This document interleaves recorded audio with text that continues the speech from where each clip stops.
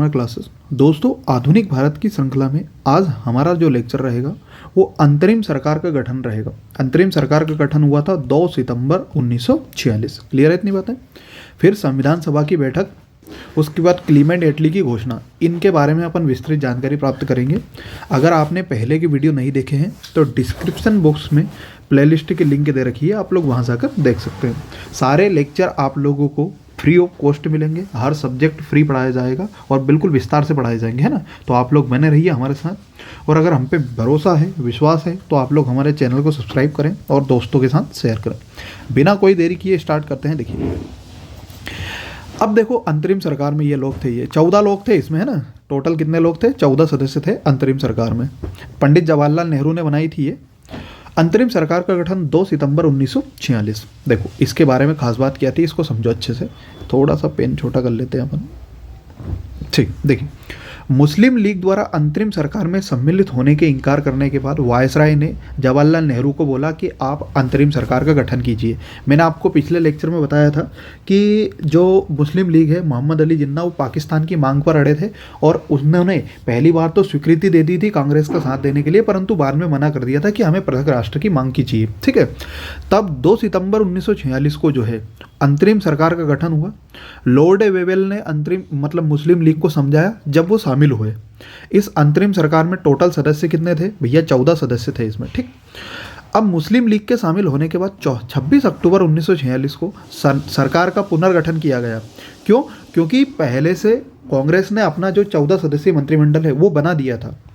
अब भैया जब मुस्लिम लीग शामिल हो गई तो उन्होंने बोला कि हमारे लोगों को शामिल करो, तो कांग्रेस ने बोला कि आपके मुस्लिम लीग से 5 सदस्यों को चुनाव किया जाएगा, जिसमें से 2 सदस्य तो पहले ही थे मुस्लिम लीग के, एक तो जोगेंद्र नाथ मंडल और लियाकत अली, ये पहले के पहले ही थे, परंतु बाद में 3 लोगों को और शामिल किया मुस्लिम लीग के। ये 3 सदस्य कौन कौन थे? एक तो था शरद चंद्र बोस, एक अशफाक अहमद खां और सैयद अली जहर, ठीक है। इनको अपना स्थान जो है रिक्त करना पड़ा। क्यों? क्योंकि कांग्रेस ने बोला था कि मुस्लिम लीग के टोटल कितने सदस्य लेंगे? 5 लेंगे। तो अब 5 लेंगे तो 2 सदस्य तो पहले ही थे, जोगेंद्र नाथ मंडल और लियाकत अली, ये दोनों पहले से ही थे। अब 3 लोगों को और चाहिए, तो 3 लोगों में से कांग्रेस के जो 3 लोग हैं पहले के, उन्होंने अपना स्थान रिक्त किया और उसकी जगह पर मुस्लिम लीग के 3 नए लोगों को लिया गया। तो 3 लोगों ने अपना स्थान रिक्त किया, वो है एक तो शरद चंद्र बोस, एक अशफाक अहमद खान और एक सैयद अली जहर, ठीक है। क्लियर इतनी बातें? अब मुस्लिम लीग का अंतरिम सरकार में शामिल होने का मूल उद्देश्य था पाकिस्तान की मांग को सुदृढ़ करना और इनके जो सरकारी कामकाज है इसमें बाधा डालना और देश की प्रगति को अवरुद्ध करना, कुल मिला के भारतीयों को परेशान करना या कांग्रेस को परेशान करना। अब मुस्लिम लीग ने तो साथ दिया ही नहीं, इसलिए अंतरिम सरकार जो है वो बेकार सिद्ध हुई, इसका कोई मतलब नहीं रहा। अब इसको समझो कि मंत्री थे और उनके विभाग क्या क्या थे। तो विभिन्न अपन मंत्री देखते हैं 14 के 14 ही, और उनके विभाग देखते हैं कि उनके विभाग कौन कौन से थे, ठीक है।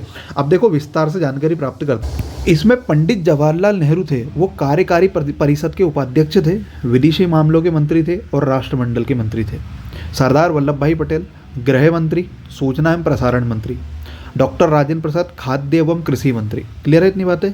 ये अंतरिम सरकार है, मतलब ये मान के चलिए कि ब्रिटिश के कहने पर इन्होंने अपनी एक सरकार बनाई थी, पर ये जब स्वतंत्रता भारत को मिलेगी 15 अगस्त 1947 को, तब अलग मंत्रिमंडल बनेगा और ये अलग मंत्रिमंडल है, ठीक है। डॉक्टर राजेंद्र प्रसाद खाद्य एवं कृषि मंत्री थे। क्लियर है इतनी बातें? ठीक, चल आगे की बात करते हैं। बलदेव सिंह रक्षा मंत्री, जॉन मथाई उद्योग तथा आपूर्ति मंत्री, फिर सी राजगोपालाचारी शिक्षा मंत्री, C.H. भाभा कार्य एवं खान एवं बंदरगाह मंत्री, ठीक है। देखो, शिक्षा मंत्री उस समय देश की आज़ादी के समय मौलाना अबुल कलाम आज़ाद थे, परंतु अंतरिम सरकार में सी राजगोपालाचारी को बनाया गया था। क्लियर है इतनी बातें? ठीक है, आगे देखिए। अब आगे देखते हैं, यह है गजानफर अली खां, इनको स्वास्थ्य मंत्री बनाया गया था। फिर टी है ये, टी चुंदरीगर, इन्हें वाणिज्य मंत्री बनाया गया। उसके बाद आगे फिर अब्दुल रब नस्तर, तो अब्दुल रब नस्तर को संचार मंत्री बनाया गया। जोगेंद्र नाथ मंडल को विधि मंत्री बनाया गया। आसफ अली को रेलवे मंत्री। जगजीवन राम, ये मीराबाई जो है ना लोकसभा स्पीकर, उनके पापा हैं ये जगजीवन राम, श्रम मंत्री। लियाकत अली खान को वित्त मंत्री। तो ये 14 लोग थे जो अंतरिम सरकार में थे। ये आप लोगों को मैं बता चुका हूँ। अगर एक बार में याद नहीं रहे तो आप लोग 2-3 बार वीडियो देख लेना इसका, ठीक है। चल, अब भैया जब अंतरिम सरकार बन गई, विभिन्न लोगों को अपने अपने पद दे दिए गए, मंत्रिमंडल दे दिया गया, तो अब इनकी क्या होगी? बैठक। अब इनकी क्या होगी भैया? बैठक। तो बैठक को लिए समझ लेते हैं। देखो 9 दिसंबर 1946 को पहली बैठक हुई और दिल्ली में हुई है, ठीक है। परंतु इसमें मुस्लिम लीग और देसी रियासतों ने भाग नहीं लिया। और इस संविधान सभा के पहले अस्थायी अध्यक्ष डॉक्टर सच्चिदानंद सिन्हा को बनाया गया। पहले अस्थायी अध्यक्ष है, स्थायी नहीं है। पर दूसरी बैठक हुई 11 सितंबर 1946 को। इसमें स्थायी अध्यक्ष बनाया गया डॉक्टर राजेंद्र प्रसाद को। इस बैठक में मुस्लिम लीग ने भाग लिया और संविधान के पुनर्गठन की मांग की कि वापस संविधान जो है डबल से बना हुआ, हमको इससे सर्टिफिकेशन नहीं है, और पाकिस्तान की मांग की इन्होंने। अब क्या हुआ भैया? पाकिस्तान अलग हो गई, मतलब मुस्लिम लीग के लोग अलग हो गए। तो भैया सदस्य संख्या 324 से घटकर 299 हो गई। क्यों? क्योंकि मुस्लिम लीग के लोग चले गए थे। फिर 13 दिसंबर को जवाहरलाल नेहरू ने संविधान सभा में उद्देश्य प्रस्ताव पारित किया और सर भीमराव अंबेडकर को संविधान का संवैधानिक सलाहकार नियुक्त किया। क्लियर है? किसको? सर भीमराव अंबेडकर को। ठीक, क्लियर इतनी बात है। अब क्लीमेंट एटली की घोषणा, तो 20 फरवरी 1947 को क्लीमेंट एटली की घोषणा, उन्होंने क्या बोला था? उन्होंने ही बोला था कि भैया फटाफट आपका संविधान बना लो ये। तो सांप्रदायिक दंगों के कारण ब्रिटिश सरकार के द्वारा भारत का संविधान चलाना मुश्किल हो गया था। क्यों? क्योंकि हर जगह दंगे हो रहे थे। अंग्रेज लोगों को पता लग गया था कि अब ज़्यादा दिन शासन करना पॉसिबल नहीं है। तो उन्होंने बोला कि भैया 30 जून 1948 के पहले भारत देश को स्वतंत्र कर दिया जाएगा, और अगर भारतीय कोई अपना संविधान नहीं बना पाएंगे तो ब्रिटेन जो है वो खुद संविधान बना देगा कि किसे सत्ता दी जाए और किसे सत्ता दी जाए। उसके बाद क्लीमेंट एटली ने, जो ब्रिटिश पीएम थे ये, इन्होंने वेवेल के स्थान पर लॉर्ड माउंटबेटन को वायसराय के रूप में नियुक्त किया। तो भैया वेवेल को हटाकर अब जो नया गवर्नर जनरल, नया वायसराय बनाया, वो लॉर्ड माउंटबेटन को भेजा गया। तो आगे जो रहेगा वो रहेगा आप लोगों का माउंटबेटन प्लांट या माउंटबेटन योजना। क्लियर है इतनी बातें?